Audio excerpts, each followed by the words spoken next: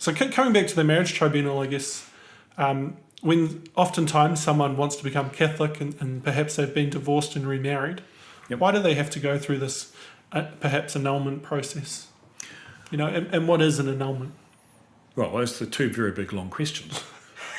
The first thing is... thank you very much. Why do they need to come?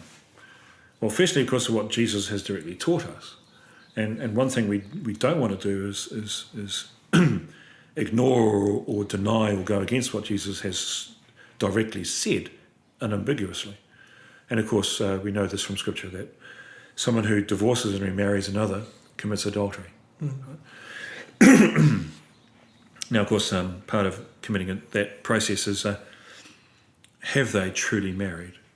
Mm. And therefore, if they have not truly married, have they divorced?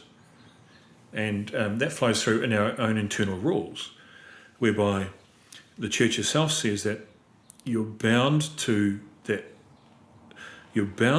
valid marriage. So a second marriage that's happened when the first one was not valid could be the proper marriage. Right? So actually, what we're looking at is, did that first marriage come to the status of a covenant? And if it did, it cannot be pulled apart. Okay. And so we're basically rooting around there, right in the weeds of the establishment of that marriage. And did it get to that point of being a covenant, which is binding until death? Mm-hmm.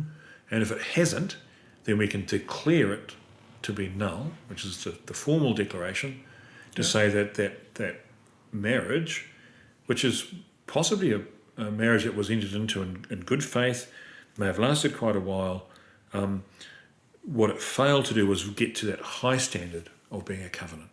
Why is this process important in the Church?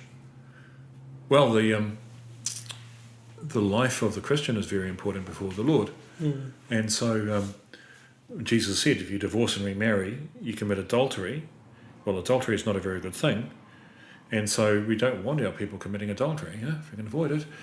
So it's kind of important to look at it that way and say this is a necessary process, because people went often into their marriages sincerely with a desire for it to work.